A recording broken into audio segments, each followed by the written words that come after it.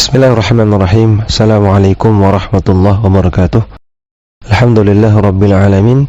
Hamdan katsiran thayyiban mubarakan fih kama yuhibbu rabbuna wa yardah. Salatu wassalam ala nabiyyina Muhammadin wa ala alihi wa sahbihi ajma'in, amma ba'd.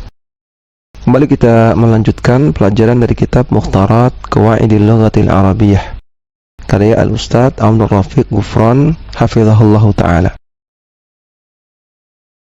Silakan dibuka halaman 104. Kita masuk pada pelajaran yang baru, Al-Faslul Khamisu, pasal yang kelima. Al-Asma'ul Majruratu, isim-isim yang majrur. Isim-isim yang i'rabnya majrur. Ingat, i'rab pada isim ada 3, yaitu marfu, mansub, dan majrur. Kita sudah membahas tentang al-marfu'at, isim-isim yang marfu. Kita juga sudah membahas al-mansubat, isim-isim yang mansub. Maka tinggal tersisa satu bab lagi, di bab tentang isim, yaitu isim-isim yang majrur. Al-asma'ul majruratu, isim-isim yang majrur hanya terjadi pada 3 keadaan. Maka bab tentang majrurat ini lebih ringkas, berbeda dengan marfu'at dan mansubat. Isim yang majrur hanya terjadi pada 3 keadaan. Yang pertama, masbuqun biharfi jarrin. Isim yang didahului oleh huruf jar atau huruf jar. Ketika didahului oleh huruf jar, maka isim yang berada setelahnya menjadi majrur. Yang kedua, ketika sebuah isim menjadi al-mudhafu ilaihi, mudhaf ilaih. Nah, ini istilah yang sudah sering muncul di pelajaran-pelajaran sebelumnya. Ada istilah mudhaf dan mudhaf ilaih. Nah, mudhaf ilaih itu i'rabnya majrur. Kemudian yang ketiga, at-tabi' lismin majrurin. Sebuah isim menjadi majrur ketika dia mengikuti, dia tabi kepada isim yang majrur yang lain. Nah, kita bahas yang pertama dulu. Masbuqun biharfi jarrin, didahului oleh huruf jar. Isim yang didahului oleh huruf jar. Adapun macam-macam huruf jar adalah sebagai berikut. Di sini disebutkan ada 14 huruf jar. Namun ini bukan pembatasan, ada beberapa huruf jar yang lain yang tidak disebutkan di sini. Yang pertama, huruf min. Contohnya, raja'tu minal masjidi. Aku kembali dari masjid. Perhatikan, setelah huruf min ada kata-kata al-masjid. Maka al-masjid di sini i'rabnya majrur karena ada huruf min. Gara-gara ada huruf min sebelumnya, maka al-masjid menjadi majrur. Dan tanda majrur untuk isim mufrad, di mana di sini al-masjid adalah isim mufrad, tanda majrurnya adalah kasrah. Sehingga kita lihat di sini minal masjidi, ya huruf dalnya di kasrah. Kenapa dia di kasrah? Karena dia majrur. Kenapa dia majrur? Karena ada huruf min. Kemudian huruf jar yang kedua adalah huruf ila. Contohnya, dhahaba Muhammadun ilal ma'hadi. Muhammad pergi ke ma'had atau ke pondok pesantren. Di sini ada huruf ila. Setelah huruf ila ada al-ma'had. Maka al-ma'had ini isim mufrad yang majrur. Kenapa majrur? Karena ada huruf ila. Dan tanda majrurnya adalah kasrah. Karena dia isim mufrad. Sehingga ilal ma'hadi, ya dalnya di kasrah juga. Huruf jar yang ketiga adalah hatta. Contohnya, salamun hiya hatta matla'il fajri. Keselamatan pada malam itu terjadi sampai terbit fajar. Perhatikan kata-kata hatta di sini, setelahnya ada matla'. Ya, matla' di sini isim zaman, menunjukkan keterangan waktu. Waktu terbitnya fajar. Karena ada hatta, maka matla' ini menjadi majrur. Hatta matla'i. Lihat harokatnya kasrah. Matla'il fajri. Kenapa dia ainnya di kasrah? Karena dia majrur. Kenapa majrur? Karena ada hatta. Dan ini ayat Quran ya. Surat Al-Qadr ayat kelima. Yang keempat, huruf jar yang keempat adalah fi. Contohnya, al-kitabu fil maktabati. Buku itu ada di perpustakaan. Al-maktabati di sini majrur karena ada huruf fi. Perhatikan tandanya kasrah, maktabati. Yang kelima, huruf an. Contohnya hadzal khabaru an Abi Hurairah. Khabar ini atau hadis ini dari Abu Hurairah. Perhatikan di sini ada kata-kata abi. Ingat, abi ini termasuk al-asma al-khamsah.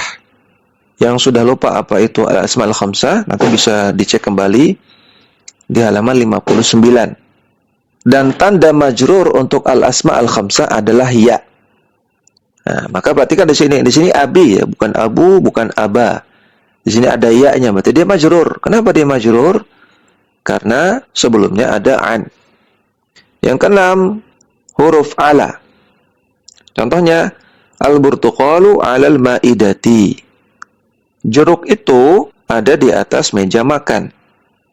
Al-ma'idah di sini majrur karena sebelumnya ada ala. Maka dia di kasrah, al-ma'idati. Yang ketujuh, huruf ba. Contohnya, katabtu bil qalami. Aku menulis dengan pena. Sebelum kata-kata al-qalam di situ ada huruf ba. Maka al-qalam itu majrur karena didahului oleh ba. Yang kedelapan, al-lam, huruf lam. Contohnya, ad-daru li Zaidin. Rumah itu milik Zaid. Zaidin di sini majrur karena ada huruf lam. Yang kesembilan, huruf kaf. Contohnya, Aliyun kal asadi. Ali, dia seperti singa. Al-asad di sini majrur karena didahului oleh huruf kaf. Yang ke-10, waw qasam. Apa itu waw qasam? Waw qasam adalah huruf waw yang digunakan untuk menyatakan sumpah. Al-qasam artinya sumpah. Kita lihat contohnya di sini, wallahi. Sumpah demi Allah. Inna Muhammadan abdullahi wa rasuluhu. Sesungguhnya Nabi Muhammad sallallahu alaihi wasallam adalah hamba Allah dan Rasulnya. Perhatikan setelah waw itu ada lafaz jalalah Allah. Dan lafaz jalalah Allah di sini majrur karena ada waw qasam. Ya, maka di sini wawnya bukan waw ataf ya.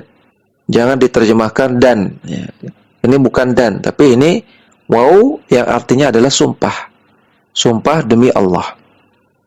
Yang ke-11 adalah huruf ta qasam. Sama, huruf ta qasam adalah huruf ta yang digunakan untuk sumpah. Contohnya, tallahi. Sumpah demi Allah, inna syaitana lakum aduwwum mubin.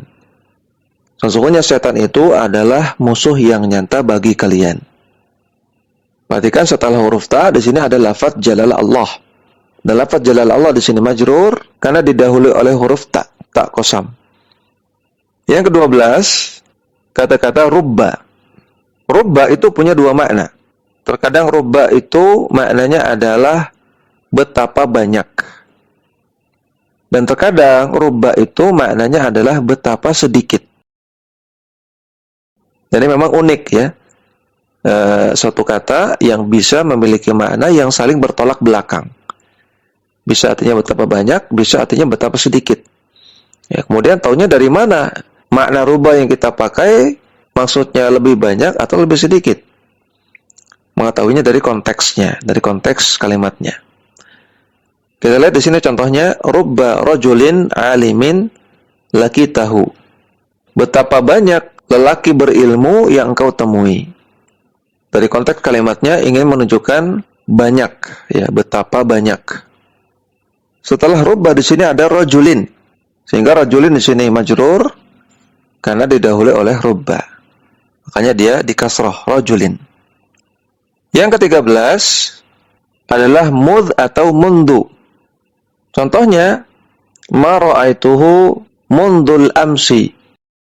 Aku tidak melihat dia sejak kemarin.